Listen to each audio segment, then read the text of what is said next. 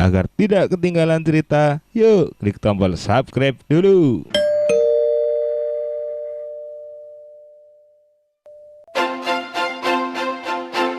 Tak lama setelah dilantik menjadi Presiden Republik Indonesia, untuk pertama kalinya Presiden Soeharto langsung melakukan lawatan luar negeri. Hal itu lumrah mengingat seorang presiden baru juga memerlukan dukungan internasional. Negara yang dituju oleh Presiden Soeharto adalah Jepang dan Kamboja.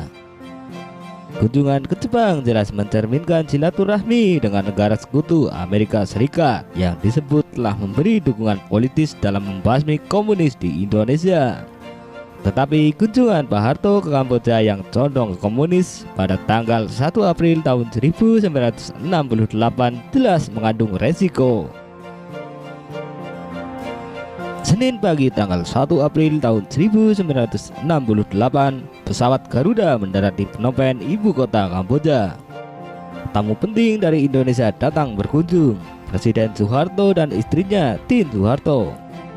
Perdana Menteri Kamboja saat itu Norodom Sihanouk meskipun berasal dari Partai Demokrat secara politik lebih dekat dengan negara komunis Rusia, Cina, dan Korea Utara.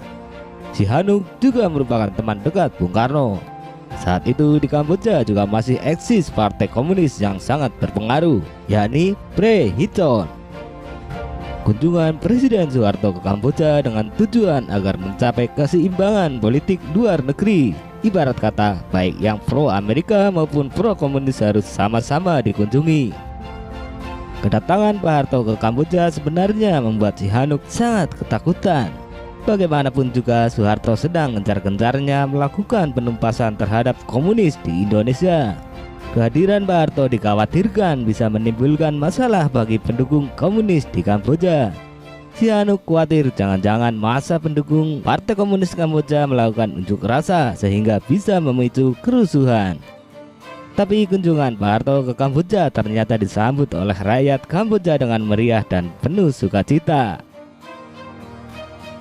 Menurut Duta Besar Republik Indonesia untuk Kamboja saat itu, Marsikal Muda Budiarjo, seperti tertulis dalam buku autobiografinya yang berjudul Siapa Sudi Saya Dongengi. Untuk menyambut Pak Harto, meriam dibunyikan sebanyak 21 kali dan ribuan orang dikerahkan berkumpul di stadion serta membentuk konfigurasi raksasa yang berbunyi Hidup Presiden Soeharto. Tapi di tengah sambutan yang gegap gempita dan membuat bangga Pak Harto itu, tiba-tiba ribuan rakyat Kamboja menari dan menyanyi dengan lagu yang sangat mengejutkan, yakni Genjer Genjer. Ketika lagu Genjer Genjer berkumandang, seluruh anggota rombongan kepresidenan terkejut. Pasukan pengaman presiden bingung, mereka ingin sekali menghentikan lagu haram itu. Astaga, tiba-tiba ribuan orang Kamboja itu menyanyi dan menari gembira. Genjer-genjer itu lagu rakyat Banyuwangi yang pernah dimanfaatkan oleh PKI untuk propaganda. Untunglah lagunya pendek sehingga cepat selesai, tutur Budiarjo. Sebagai seorang tentara, Budiarjo segera berbisik kepada Soeharto bahwa Presiden Soeharto ternyata hanya diam saja dengan senyumannya yang misterius. Tembang Genjer-genjer adalah lagu rakyat Banyuwangi yang dianggap punya kedekatan dengan PKI. Pangeran Sihanouk juga bahwa dirinya lah yang salah karena tidak melakukan penelitian terhadap lagu-lagu yang akan dinyanyikan rakyat Kamboja dalam acara sambutannya.